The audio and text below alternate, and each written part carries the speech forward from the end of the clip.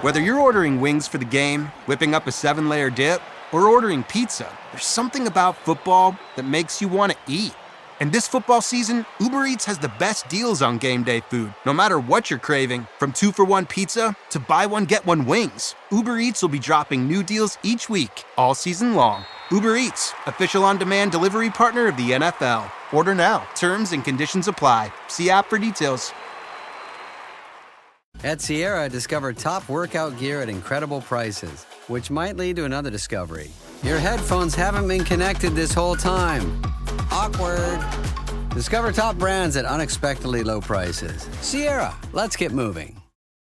When you need mealtime inspiration, it's worth shopping Kroger for thousands of appetizing ingredients that inspire countless mouthwatering meals. And no matter what tasty choice you make, you'll enjoy our everyday low prices. Plus, extra ways to save, like digital coupons worth over $600 each week and up to $1 off per gallon at the pump with points. So you can get big flavors and big savings. Kroger, fresh for everyone. Fuel restrictions apply. Thanks for choosing this free Anfield Index podcast. If you'd prefer to listen to this or any of our other shows without adverts, then now's the time to check out Anfield Index Pro. With AI Pro, you can supercharge your entire listening experience. You'll not only get all of our podcasts without the ads, but you'll have them far faster with our Quick Publish feature available exclusively for subscribers. AI Pro also puts you in the heart of our sound studio, with an option to listen to many of our shows live and interact with the podcasters in real time as the shows are recording. Upgrading couldn't be easier. AI Pro is available on all popular podcast platforms. Just head on over to AnfieldIndexPro.com and get started today. Hello everyone and welcome back to Rival Recon here on Anfield Index Pro. I'm Harry Sethi. And with another hugely important international break over, the Reds can turn their attention back to the Premier League as they look to solidify their position at the top of the table this Sunday, welcoming Enzo Maresca's Chelsea to Anfield. Arne Slot has been at pains to emphasise Liverpool's kind fixture list so far, so this promises to be what could be the Reds' first real test under their new manager, and the start of what will undoubtedly be a pivotal run of fixtures in determining what kind of season this will be for the current league leaders. Joining me on the pod this week to share his perspective on Enzo Maresca, the early season promise, Cole Palmer, Jadon Sancho and more, I'm delighted to welcome back owner and podcaster of the Chelsea Spot, Parth Gupta. Welcome back, Parth. Good to speak with you. Thank you very much for having me on again. Yeah, always a pleasure. Yeah, we were chatting just before I hit record there. It's always been an interesting chat when we've discussed Chelsea in recent seasons, whether it's been a cathartic experience for you, given some of the turbulence over the past few seasons, whether it be like signs of green shoots, whether it be some frustrations around off the pitch issues as well.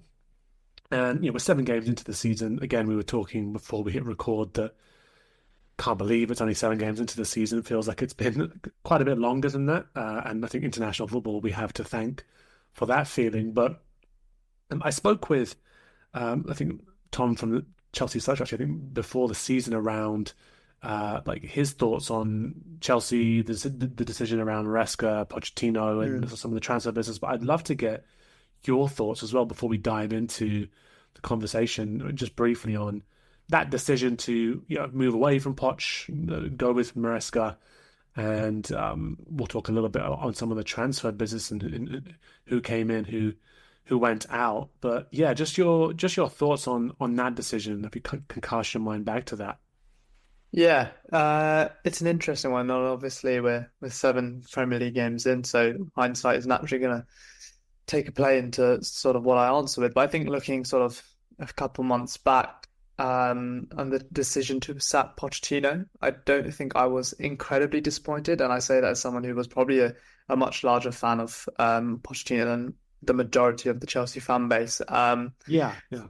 Things just weren't working out. And I think it was obvious to see that he wasn't incredibly happy here. And the ownership definitely weren't incredibly happy with him either. And it was very much seen like a mutual agreement for both parties to sort of separate. Obviously, we went into the end of the season actually in very, very good form. I think we only lost once at home since February. That was going to be my question. Yeah, in terms of like you saying things weren't working out. Like from the outside in, with no knowledge of like the internal rumblings or anything like that, it appeared as though finally consistency, and we're starting to get a bit Yeah. more on the pitch. But was that not the case? Was it a bit too easy to come to that conclusion?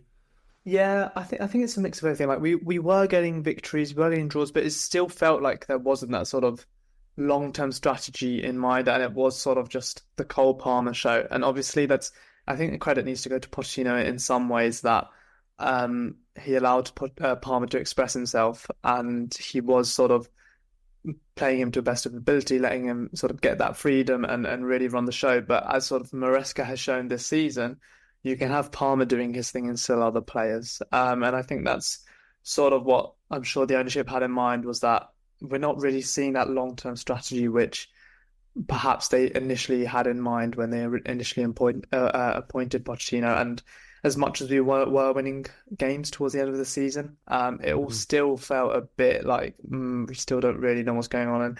And Pochettino started in interviews to hint at him leaving anyway. So Yeah. I think it's a decision which kind of made sense to sack him.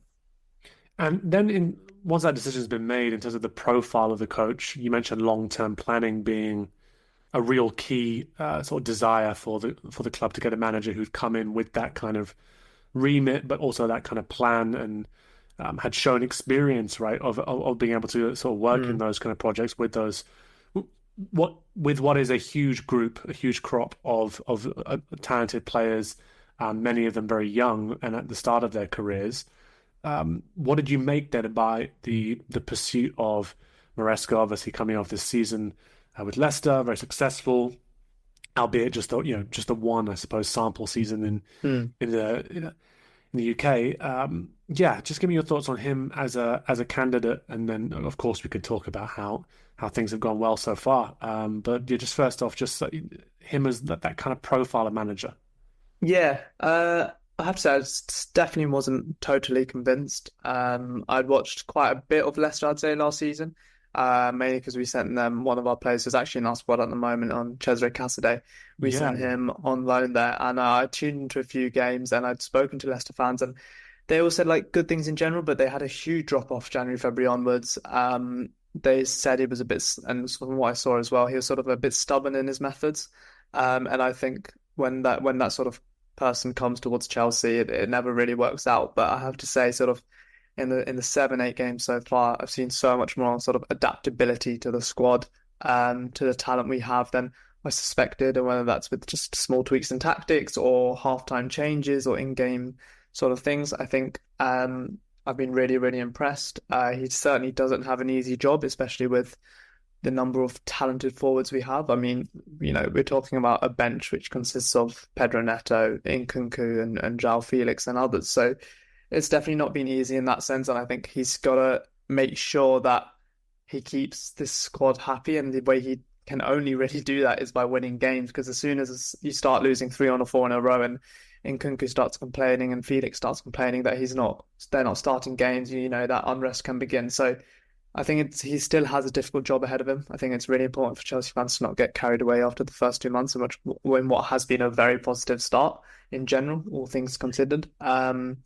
But yeah, I've been really impressed, a lot more than I thought I would be, with Maresca, and I think that's only a massive credit to him and the staff. And at the end of last season, coming on, sort of finishing the season on a high with those good performances, or good results, let's say, but based on what you've just told me earlier on, with Chelsea, certainly in the recent seasons since Todd Bowley's come into owning the club, so much focus on transfers, so much focus on the squad, players coming in, coming out. You mentioned a few of them there on the bench, and the importance, I suppose, in terms of a skill set for Maresca, of ego management and figuring out how to balance that with winning games. And I think you're right. It's so much easier to get buy-in from a new group of players when you're getting those results early on, and certainly seems to have been the case for Arne Slot at Liverpool. Right, it's hard to argue with my methods if they produce these kind of results, and I'm hoping that's going to be kind of useful when it comes to contract negotiations as well with a few key players, as you imagine it probably has been.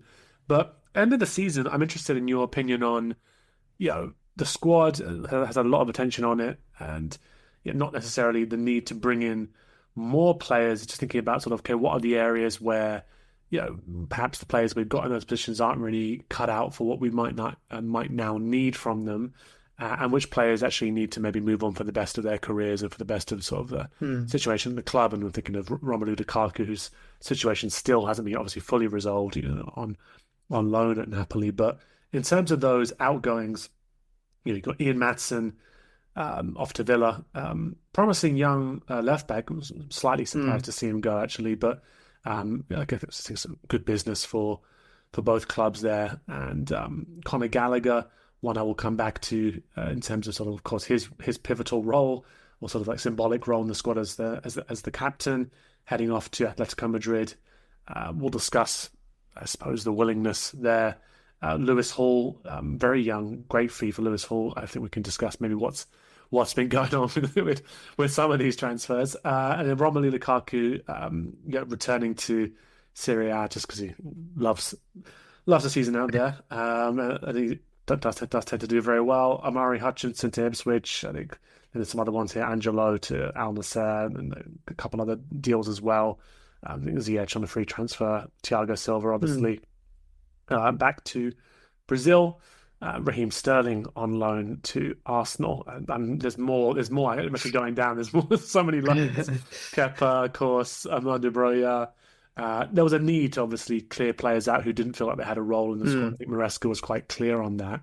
But then incomings as well. I'm not going to go through those right now. Maybe I'll leave you to do that. But just wanted your view. Right, I mentioned a few key topics there, but what were the areas in the squad you felt actually needed to be addressed, and how do you feel the club has addressed those areas with the business in terms of those players who've come in? And we could talk for an hour on the outgoings, but I wanted to just maybe let's focus on Gallagher, right? Because that was a real contentious departure, it felt like. Yeah, I think definitely his was the biggest sort of talking point from a Chelsea fan's perspective. It's a sale which made no sense, and to be honest, still absolutely makes no sense, especially when you look at his replacement being sort of Kiernan Dewsbury-Hall, with all due respect to Kiernan, who seems like a great guy. He's just had a decent game in the Conference League, which has been his first good shift in a Chelsea shirt.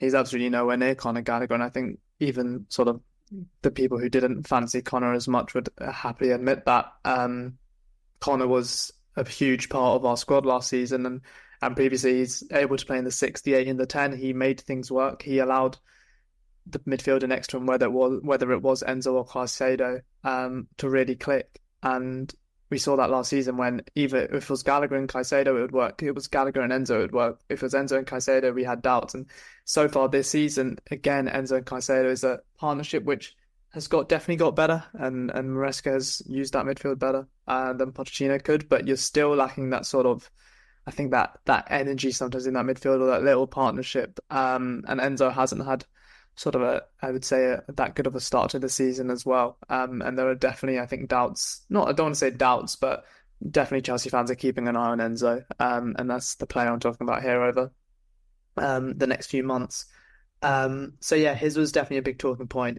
He's gone on to Atletico Madrid, and for him, from a personal point of view, I know he wanted to stay, but looking past that, the decision of forcing him out, a move to Atletico Madrid, I think, has been absolutely amazing for him. He actually just won their Player of the Month, I believe, for Atletico Madrid. He's scoring goals, he's winning tackles. Their fans love him. He's such a versatile player, and Chelsea fans saw that, and obviously the board thought they were prefer to take that profit and invest elsewhere. I wouldn't say it absolutely has worked out on or off the pitch in terms of getting Dewsbury-Hall or anyone else, but that's a decision they made. And then on the others, again, a lot of them were already expected. Amari Hutchinson, Ian Maatsen, and Martin didn't get a look in under Pochettino at all. Then had 6 really good months at Dortmund in general, and was going to get a good move away. So yeah, in terms of sort of addressing I think the starting lineup from last season, I think everyone would have been crying out for a left winger. People would have wanted a striker or a goalkeeper on the left winger. It looks like we sort of went in for Neto and Sancho. I think 2 players who are at the moment definitely on current ability a level above Mudryk in terms of ways they can affect a game. There's still doubts I have on both of them. I think Neto is probably more comfortable on the right-hand side, but I don't think he's better than Noni Madueke or Cole Palmer. And Sancho has actually surprised me in a very good way. He's been a lot better than I thought he would be. I watched a lot of Sancho in the youth games, and like we're talking now 5-6 years ago, where I was very impressed. But I wasn't, watching him for first team football, I wasn't sure sort of how he would do out wide, especially with Cucurella behind him, who isn't that overlapping fullback, as we all know. And I think Sancho needs that, but he's sort of shown a lot of ability in sort of 2v1 situations to get out with skill and stuff. But I think he's still lacking a bit of sort of clinical decision making around the box in terms of goals. But that could come. So I think in terms of left wings, we did okay. Left back is probably an issue which we needed sorting. Cucurella has absolutely upped his game this season, which is a massive positive. We brought in a sort of Renato Vega, who is this big sort of defender lad who can play midfield. He's been a really good backup, and Ben Chilwell sort of being secluded to the side. And then it's the big conversation of goalkeeper and striker, which it feels like we've been having for like 10 years now. But I'm actually a massive fan of Sanchez, but I do also I wouldn't say massive fan. I'm definitely a fan of Sanchez, but I recognise that he has got a big mistake in him. In that comes out probably once every 3-4 games. Sometimes it leads to goals, sometimes it doesn't. I'm okay with Sanchez sort of fighting, whilst retired, fighting for sort of top 4. I think he's a top 4 level keeper, but that's somewhere they may want to improve on in the future. And a striker, again, personally, I'm actually very, very happy with Jackson. I'm happy with Nkunku filling up that backup role. So I'm a massive fan of Nico Jackson, who I think is surprising people this season a little bit when they're finally watching him. So, yeah, I think in terms of overall business, Gallagher was a big talking point, but other than that, they did okay. There's still areas I would have liked to have them to improved on. Maybe done better, maybe, take some more youngsters, for example, on the pre-season tour. But other than that, I think it was all okay, and it's just about sort of gelling these 30 new players together. Oh, it's such a clutch off-season pickup, Dave. I was worried we'd bring back the same team. I meant those blackout motorized shades. Blinds.com made it crazy affordable to replace our old blinds. Hard to install? No, it's easy. I installed these and then got some for my mom. She talked to a design consultant for free and scheduled a professional measure and install. Hall of Fame son. They're the #1 online retailer of custom window coverings in the world. Blinds.com is the GOAT. Shop Blinds.com right now and get up to 40% off select styles. Rules and restrictions may apply. I don't need a VPN. I've got nothing to hide. Ha. This is what I used to tell myself before I hooked up with LibertyShield.com. Not only is my home internet now fully encrypted, but I can now access all the websites I want, whenever I want, and do so from absolutely anywhere. As a Liverpool fan, I love to know I can now watch every match, regardless of whether it's on UK TV or not. My Liberty Shield VPN makes sure nothing is blocked and guarantees me super fast streaming speed throughout that match. You can get connected right now with their software package, which includes a 48-hour no-obligation free trial and instant access to their apps for Apple, Android, Fire TV, PC, Mac and Android TV. Or go a step further like I have and get one of their pre-configured VPN routers. These small but powerful devices allow you to easily connect every device in your home to VPN, making it the perfect solution for smart TVs, Mac boxes, and games consoles. Visit LibertyShield.com today and use coupon code AIVPN25 to get 25% off at checkout. Noticed, first off, just always very happy to see somebody escape the Old Trafford Penitentiary, as it's becoming known for sort of young players hoping to have a promising career. Regression seems to be the theme for players joining that club, unfortunately, but Jadon Sancho, I think someone I was a big fan of watching him in the Bundesliga, and sort of happy that he's been able to sort of find himself a new place, a new club to play football. It looks like to be enjoying that football again, which is great. Notice you didn't mention, unless I didn't hear it properly, Juan Yao Felix amongst those players there. What did you make of the decision to go back for him, having seen how he performed on that loan? Which, again, super talented player. I think there's so much to enjoy about his game, but in terms of the fit, I'm interested what you think about the decision to go back and to spend that money on Yao Felix.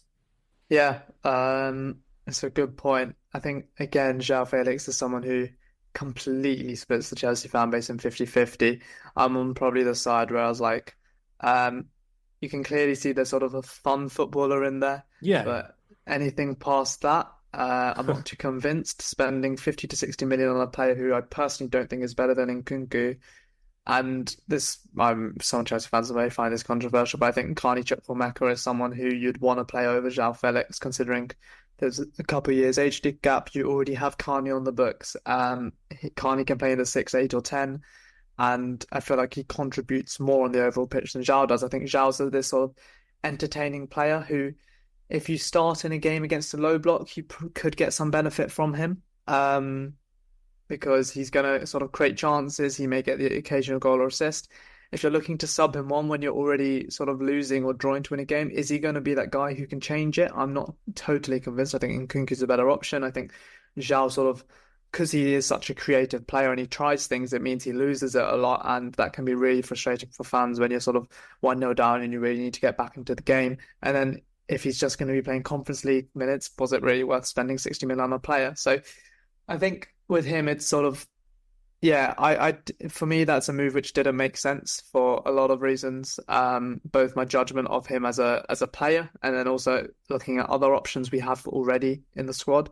But for him, on a personal note, I think it's a really good move in the sense that he's found somewhere to settle, which I think he's been looking at for the last few years, instead of just constantly going out on loan. And he really did enjoy his time here, where he was one of more of the standout players in his first few games. So yeah, I think he's a nice player to have around, but I'm not massively convinced it was one which we needed to do.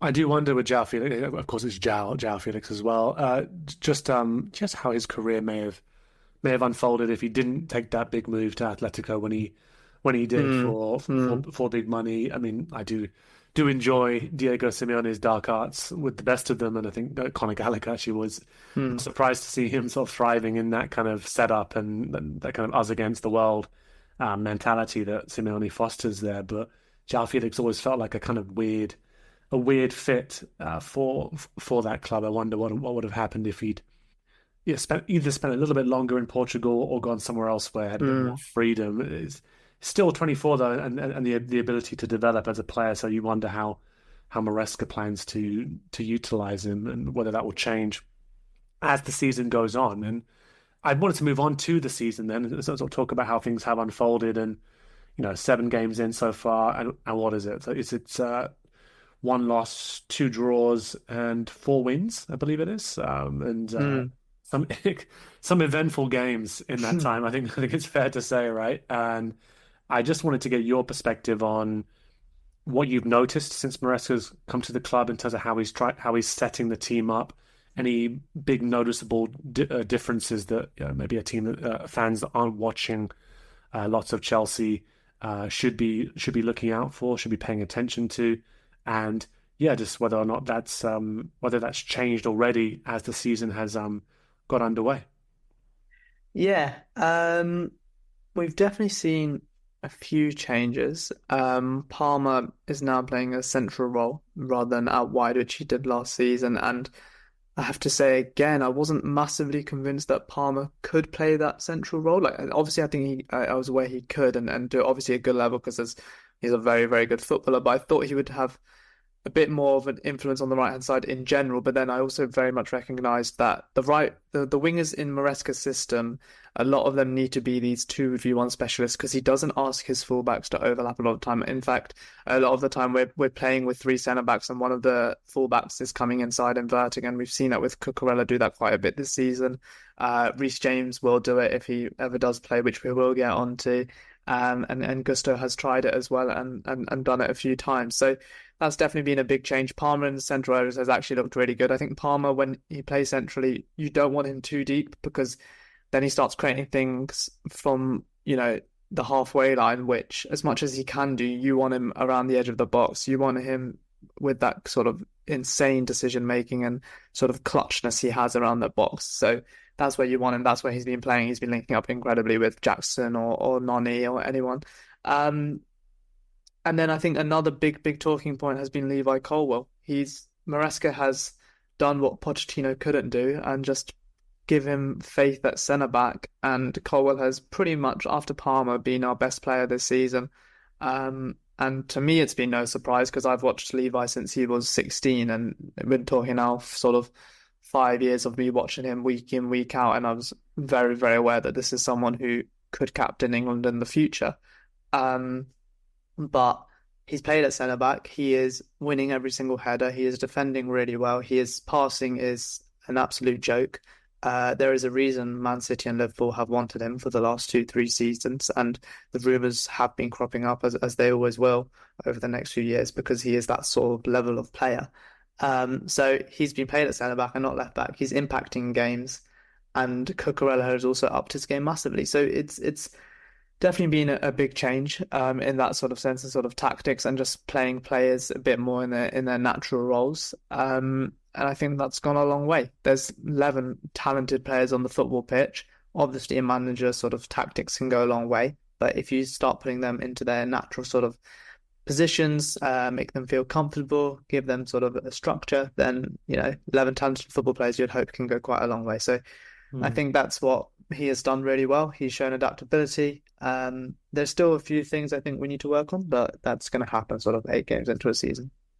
Yeah, of course. And I think it's this season, especially, you look across the league, and I'm not sure that the quality of manager or the average kind of quality of manager and coach in the league has been as high as this actually beforehand. So I think it's always quite a challenge, and you really do see who are the coaches who are getting more than some of their parts out of the players or making the most of the talented players, and those coaches who really seem to be like finding a way to get much less out of some of the parts of the players that they have at their disposal as well. But again, it's not a podcast where I'm going to just lay into Eric Ten Hag because there's plenty of time for that.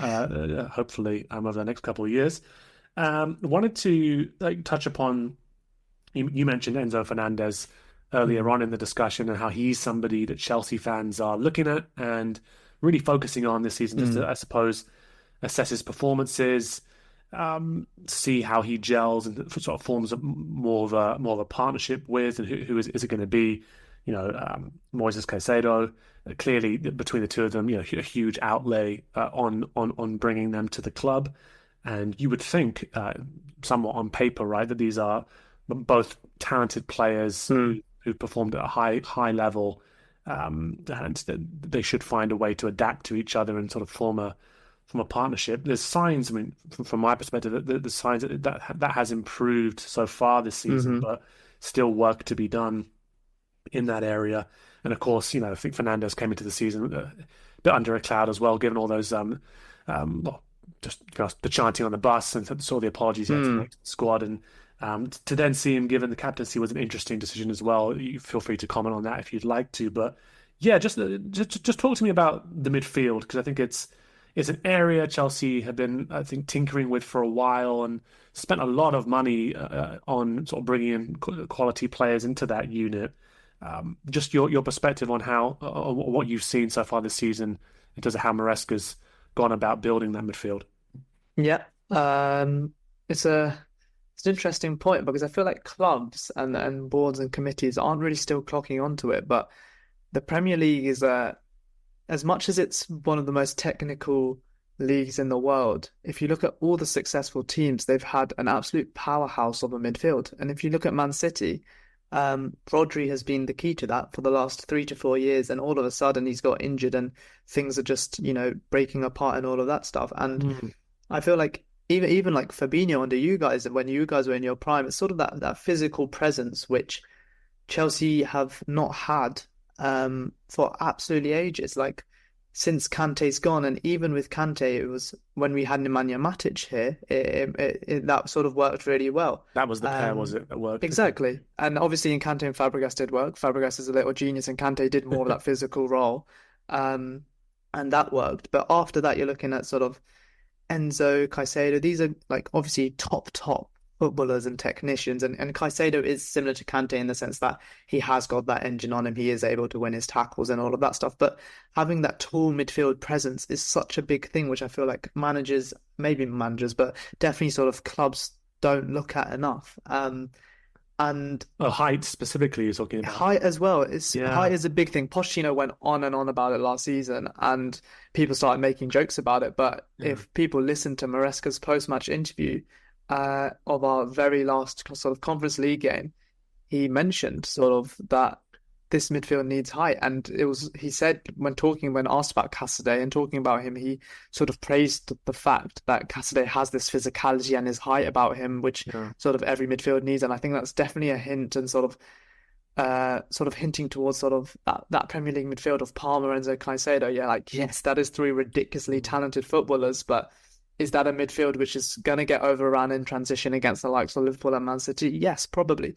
So it was definitely something that Klopp, I have to say, it was definitely something Klopp, whilst not maybe talking about it explicitly, like clearly valued, right? I mean, I think, Gini, Fabinho, Henderson, that's not the most talented midfield in the world in terms of sort of actual. Maybe Gini's underrated, but I think you can find more skilled midfielders than that. Very workmanlike, but Fabinho good in the air. Even now, you're looking at it, and Gravenberch, his height, very useful when it comes to sort of winning those aerial duels, and Szoboszlai's no slouch either. But I think there were definitely times last season under Klopp where I think we sort of tinkered with it for a while. I think, could we play Elliot and Alexis in the same midfield? And the answer was no, you can't, because it's just very as technically gifted as like McAllister might be, for example. You go, well, he's not 6'4", and I'm going to find a way to expose that as a weakness. I think you're very much right. You can have all the technical ability in the world, but this league, I think, maybe not quite suited, but you won't get away with it, shall we say.